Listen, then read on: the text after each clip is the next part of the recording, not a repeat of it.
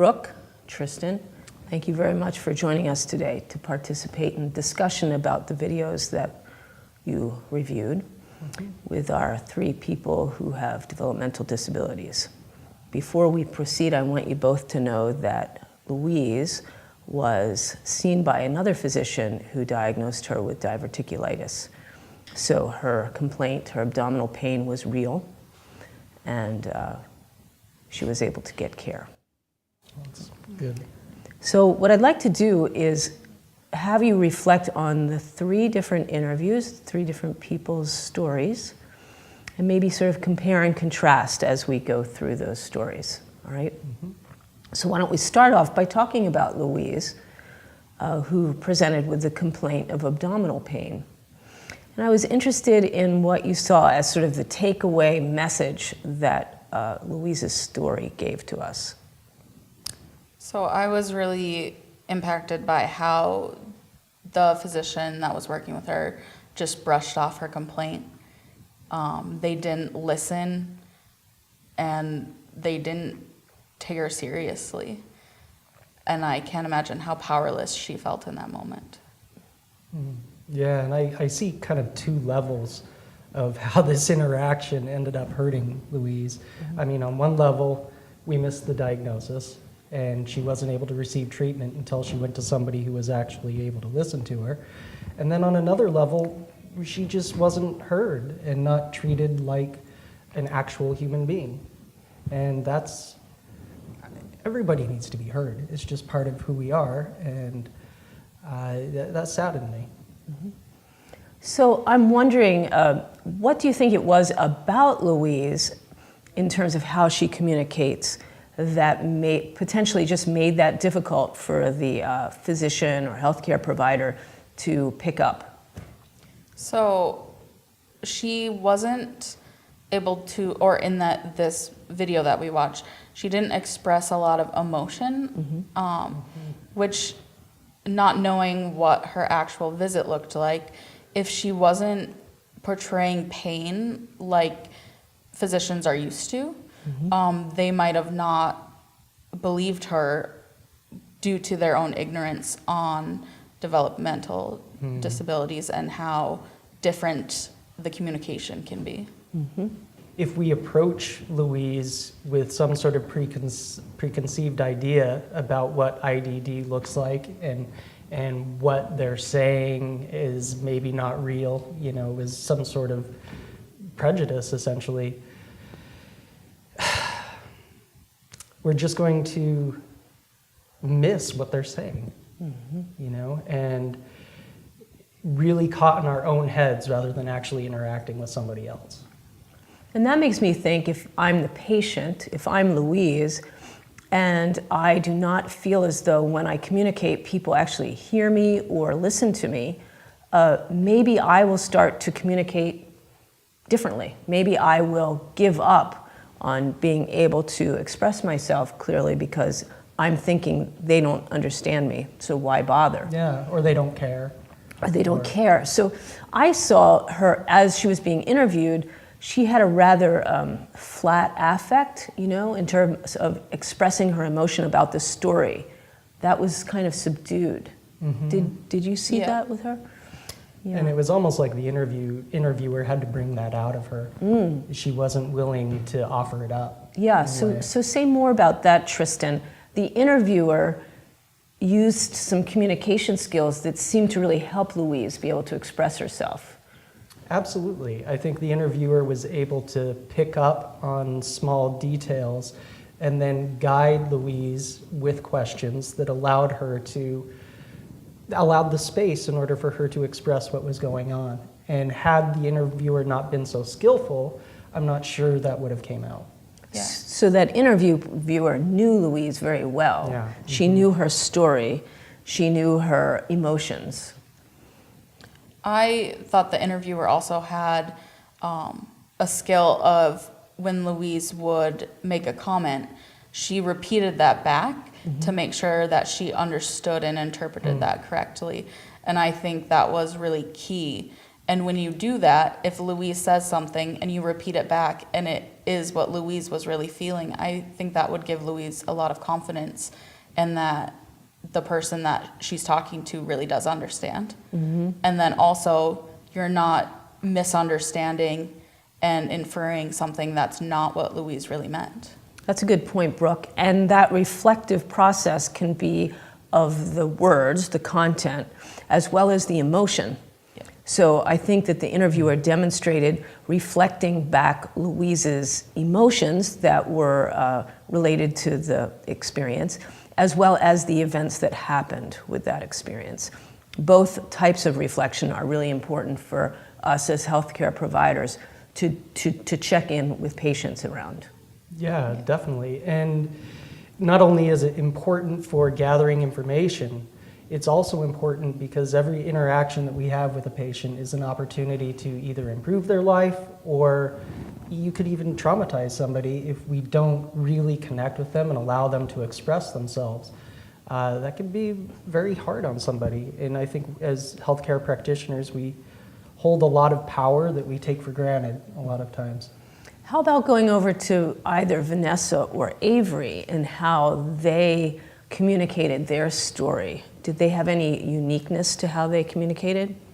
So with Avery, I found myself thinking that he was just like any patient I had seen.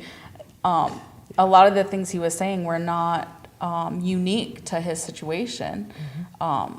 And I think that if somebody went in with this preconceived notion that what he was saying was going to be not true, or they couldn't rely on that as factual information, they would have missed so much. Oh yeah, I mean, he was obviously intelligent. Yeah. He was obviously clear-headed and knew what was going on.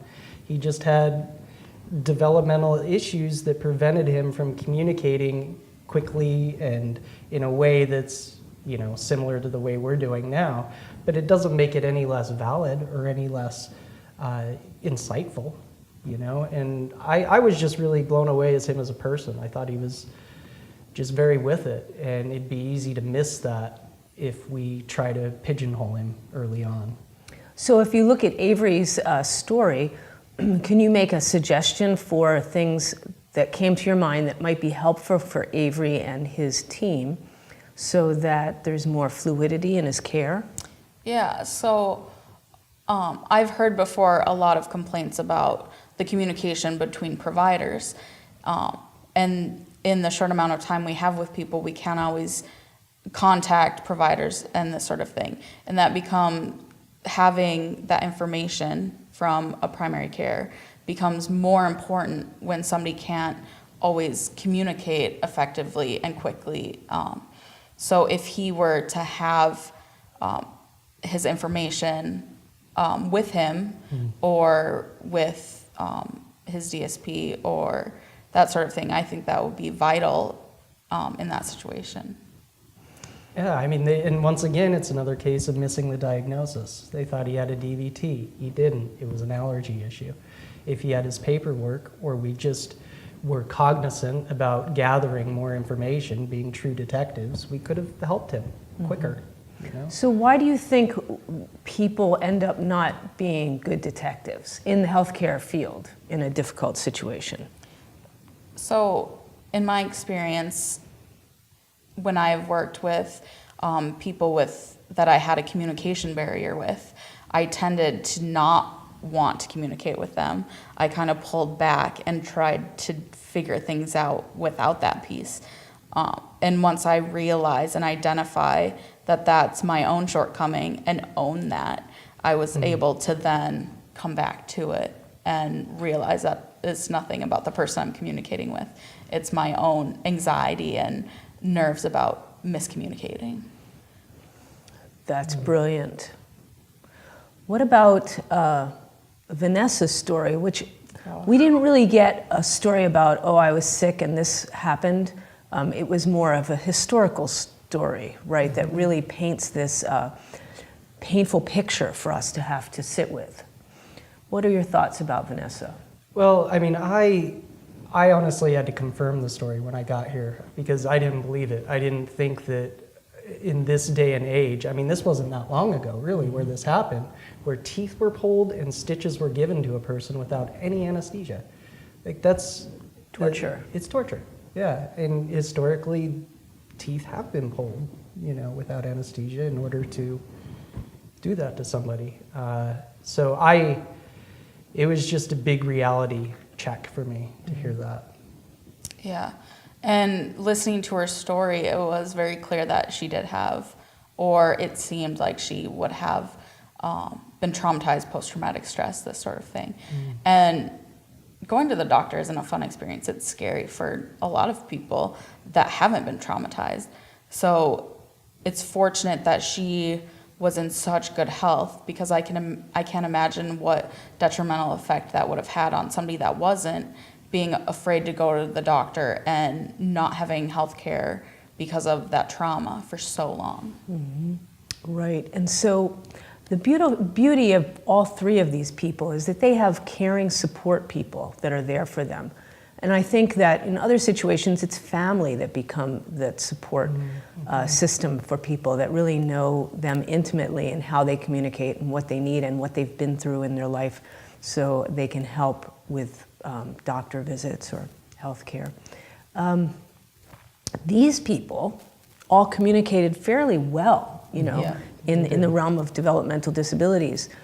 What would be different if you added to Vanessa seizures, or added to Avery that he couldn't swallow, and he couldn't chew his food? How might that affect what you would do with them as a patient? Well, I think every person and every patient has a style of communication, and it's almost like a different language in a way, particularly with patients that communicate so differently than most people. And it's almost like if a patient came in that was speaking Mandarin, I would want a Mandarin interpreter or a Mandarin, somebody who spoke that language in order to be able to get the information. And so if I had a patient that was struggling with these sort of issues, I think connecting with family members, connecting with people that know that person would be absolutely essential. Otherwise, I might not even be able to connect with them, and it might take more time at least. Right, and then we may just shift over to looking at their diagnoses, their medications, match things up, patch them up, give them a couple more beds, and send them back. Treating them as a problem and not a person. Right, and just osteopathically, everybody's a person, everybody's whole, right? And so we have the capacity to look at them and see their health and not their disease. And so not that you just have to be a DO to do that, but we bring that to the table, and we offer that up for everybody to be able to see yourself as healthy with some things that aren't functioning as well as they could, and that sometimes you're going to have an ache or a pain, but you're still going to be whole, rather than adding another medication. All right. So I'd like us to bring some closure to this. What would be sort of your takeaway from reflecting on these three people who told their stories, and how it's going to affect you as a healthcare provider, as a physician? So for me, it really comes down to being educated on the communication difficulties that people with IDD have. And once you have that baseline education, when you go into a situation, it's not as scary for you as a physician, because you know what to sort of expect. Not that you would know every scenario, but it would be more comfortable and you'd have the confidence to do it. And once you have that, you can listen, you can communicate, you can ask questions if you don't understand. And I think really having the compassion and knowledge going forward, that's really what I would like to take with me. Yeah, absolutely. And I think the number one thing that I bring from this is communication. We need to be able to communicate with the people working with these people on a regular basis. We need to be able to communicate with other healthcare providers. And our care just becomes exponentially greater when we do that. I mean, many brains are better than one, obviously.